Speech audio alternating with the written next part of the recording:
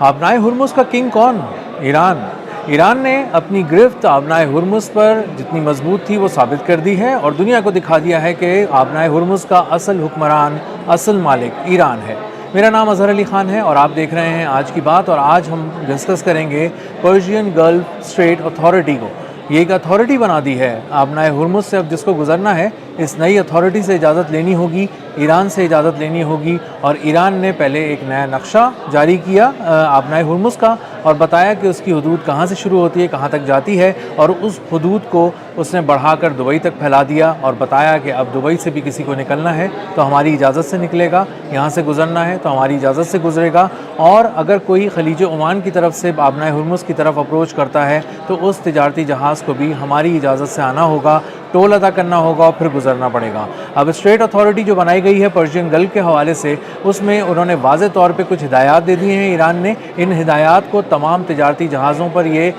لازم ہے کہ وہ ان ہدایات پر عمل کریں، اور جو ان ہدایات پر عمل نہیں کرے گا اس کے ساتھ کیا سلوک ہوگا وہ میں آپ کو آگے بتاتا ہوں ولاگ میں۔ ایران نے کہا ہے کہ سب سے پہلے آپ کو ٹول ادا کرنا پڑے گا۔ جب بھی آپ یہاں سے گزریں گے، جو بھی تجارتی جہاز آبنائے ہرمز سے گزرے گا وہ ایران کو تجارتی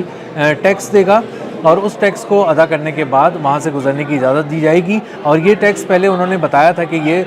تقریباً 20 لاکھ ڈالر ہے، $2 ملین اس کا ٹیکس ہے، ٹول فی ہے جو ادا کر کے آپ آبنائے ہرمز سے گزر سکتا ہے کوئی بھی تجارتی جہاز۔ اسی طرح انہوں نے یہ بھی بتایا تھا کہ جو بھی جہاز ٹول ادا کرے گا اس کو کچھ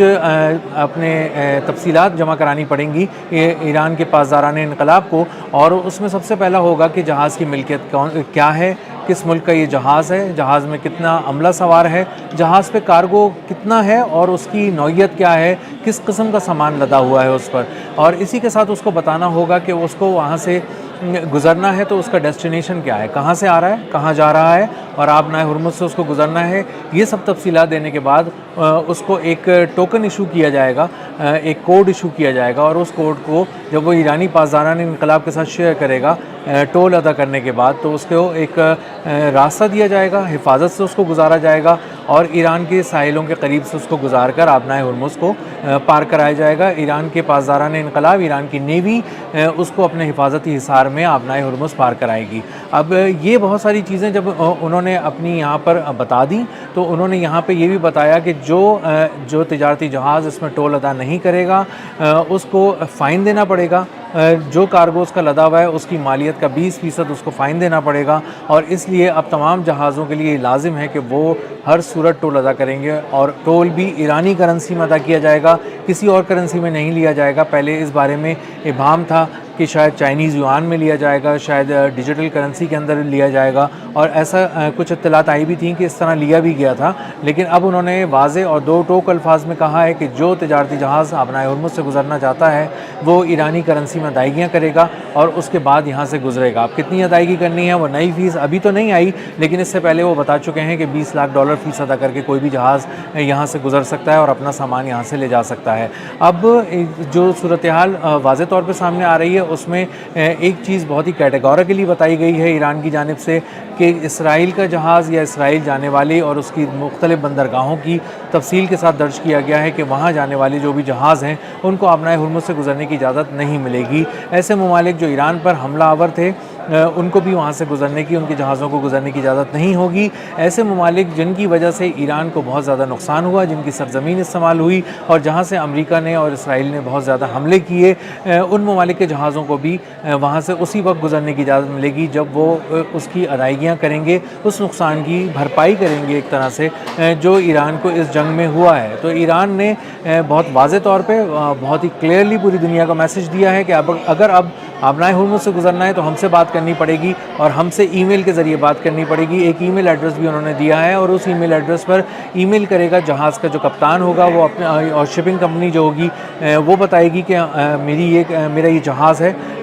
اس میں اس ملک کا جہاز ہے،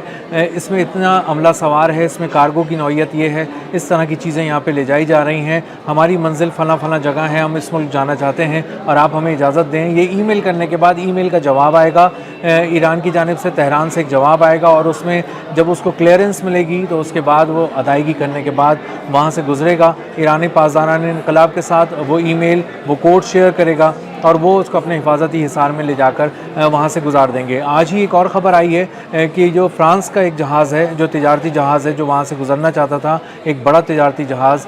اس نے ادائیگی کیے بغیر، ایران کی اجازت کے بغیر اسٹریٹ آف ہارموز کے قریب آنے کی کوشش کی۔ دبئی کی طرف سے یہ بتایا جا رہا ہے کہ آ رہا تھا، تو اس کو نشانہ بنایا گیا ہے۔ ایک کہا جا رہا ہے کچھ جو رپورٹس ہیں، میڈیا رپورٹس، اس میں کہا گیا ہے کہ کوئی پروجیکٹائل آ کے گرا ہے، اور کچھ رپورٹس میں کہا گیا ہے کہ کروز میزائل آیا ہے اور اس نے ہٹ کیا ہے، اس کو بری طرح ہٹ کیا ہے، اس طرح کیا ہے کہ اس میں آگ لگ گئی، اس کا ایک حصہ بہت بری طرح تباہ ہو گیا، اور اس کے بہت سارے عملے کے جو ارکان ہیں وہ بہت بری طرح زخمی ہو گئے ہیں اس میں۔ اور اس کے حوالے سے ابھی ایران نے یہ کنفرمیشن نہیں کی کہ یہ حملہ اسی نے کیا ہے، لیکن ایک کروز میزائل آ کے لگا ہے، اور چونکہ یہ آبنائے ہرمز کی طرف جا رہا تھا اور اطلاعات ہیں کہ ایران کی اجازت کے بغیر اس کی طرف اپروچ کر رہا تھا، اس لیے اس کو ہٹ کیا گیا ہے ایک کروز میزائل سے۔ اسی کے ساتھ ساتھ فرانس کی نیوی نے کہا ہے کہ اس نے اپنا کیریئر اسٹرائک جو گروپ ہے وہ روانہ کر دیا ہے، بہت سارے بحری جہاز وہاں پر روانہ کر دیے ہیں، جس میں ہیلی کاپٹرز بھی ہیں، جن کے اوپر ہیلی کاپٹرز بھی ہیں ان کے ساتھ، اور وہ مختلف جگہوں سے، مختلف زاویوں سے اس کی نگرانی کریں گے۔ یہ اپروچ کر رہے ہیں، ریڈ سی سے آگے آ چکے ہیں، یہ بحیرہ احمر سے جب آگے آئے ہیں تو یہ خلیج عدن کی طرف آئے ہیں، اور یہاں سے ذرا گھوم کر یہ پہنچیں گے خلیج عمان کی طرف، اور وہاں پر یہ اسٹریٹ آف ہارموز سے گزرنے والے اپنے تجارتی جو جہاز ہیں، جو تمام تجارتی مشنز ہیں، ان کی سیکیورٹی کو یقینی بنائیں گے۔ لیکن یہ کیسے یقینی بنائیں گے، اس کے بارے میں ابھی کچھ بھی صحیح سے معلوم نہیں ہے، کیونکہ دنیا دیکھ چکی ہے کہ یہاں پر ناکہ بندی کے نام پر امریکہ اپنے جدید ترین ہتھیار، جدید ترین نیوی لے کر یہاں آیا، لیکن صورتحال یہ ہوئی کہ وہ اپنی ناکہ بندی میں مسلسل ناکام رہا۔ ایک شپس جو تقریباً جن کی تعداد اب